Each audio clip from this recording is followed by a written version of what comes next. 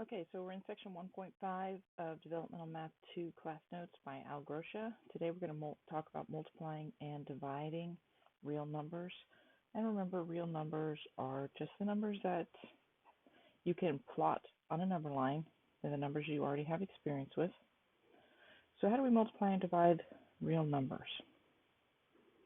If the signs are the same, the solution is always positive. That means if you multiply or you divide two positive numbers or two negative numbers, the solution always comes out positive.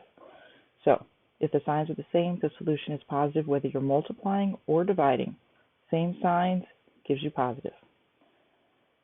If the signs are different, the solution is negative. So whether you're multiplying or dividing, if one's negative, one's positive, the solution comes out negative. So it doesn't matter what order they're in. They could be positive, negative, or negative, positive. The solution comes out to be negative.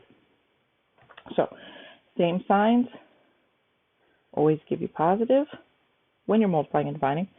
Different signs, multiply or divide, give you negative. So we're going to look at these examples down here toward the bottom. So the first thing we decide is whether the solution should be positive or negative. So these are different signs. We have a positive times a negative. So when you multiply and divide different signs, the solution comes out negative. And then you just have to multiply and divide the two numbers. 7 times 12 is 84. So this becomes negative 84. On number 2, these are same signs. When you multiply or divide same signs, the solution comes out positive. You don't have to write the plus sign, but I do. I like to write it just to remember that I already thought about it. So then 100 divided by 5 is 20. So this becomes positive 20. Here we have same signs again, negative times negative. So the solution is going to be positive. And then you're just going to multiply the two fractions together. So we got to remember our rules for multiply. And again, you can cross cancel. The 5 and the 10 have a common factor of 5, so when I divide by 5, that gives me these two new numbers. So now I can just multiply 1 times 3 is 3. 7 times 2 is 14. So this becomes positive 3 over 14. So here we have a positive divided by a negative. So different signs give us negative, and then we're going to divide. 2.25 divided by 5. If you can't do this in your head, it's perfectly fine. We're just going to set it up here. 2.25 divided by 5. The decimal comes straight up. So 5 doesn't go into 2, but 5 will go into 22. 4 times 5 is 20. Subtract, bring down. 5 goes into 25 with no remainder. So the solution is negative 0.45. So down here, we have a negative divided by a positive. So that's going to give us a solution that's negative. And then we remember our rules for fractions. Keep, change to multiply, and flip. And I left off the signs because I've already decided that the sign is going to be negative, so I don't really need the signs anymore. These have a common factor of 2. So when I divide by 2, that gives me these new numbers. 1 times 5 is 5. 1 times 3 is 3. So this is negative 5/3.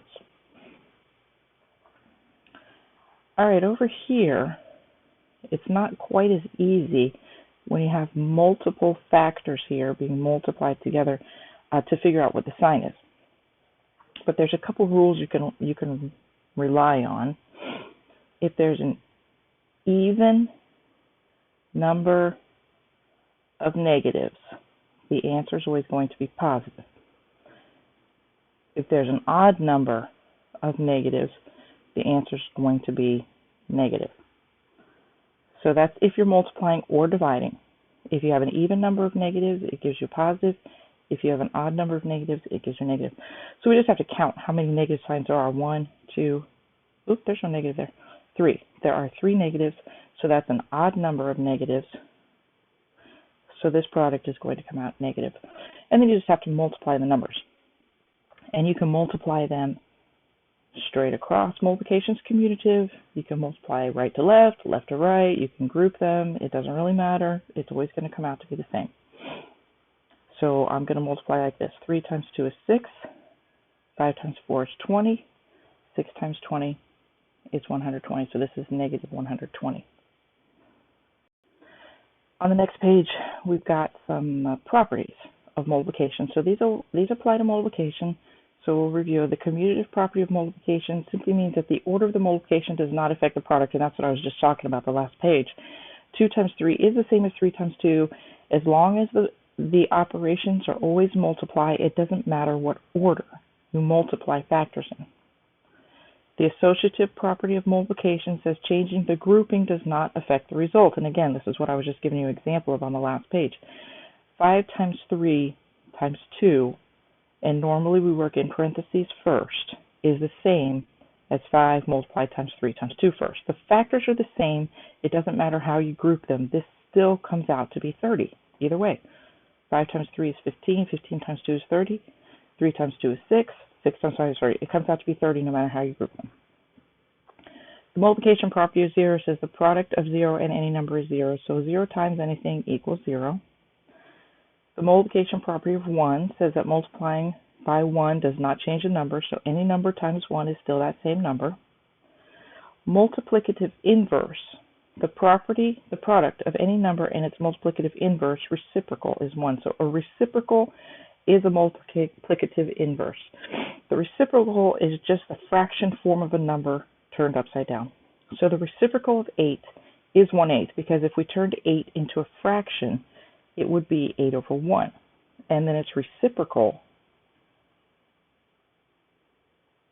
is that turned upside down, or 1/8. When you multiply any number times its reciprocal, the result is always 1. 8 over 1 times 1 over 8 is 8 over 8, which equals 1. So those are the properties of multiplication. The properties of division are a little different. So let's look at them. When you divide by 1, dividing a number by 1 does not change the number. This is the same as the multiplication property of 1. So any number divided by 1 is that same number. Divide by itself. The quotient of dividing a number by itself is 1. So anytime you divide a number by itself, you get 1. Most of these properties we talked about when we talked about fractions before. Division by 0. The quotient of dividing by 0 is undefined. Dividing 0 by any number except 0 is 0. So 4 divided by 0 is undefined, but 0 divided by 4 is 0. So this is something really important that you need to differentiate, because these are not the same thing. And you're going to see them over and over and over again.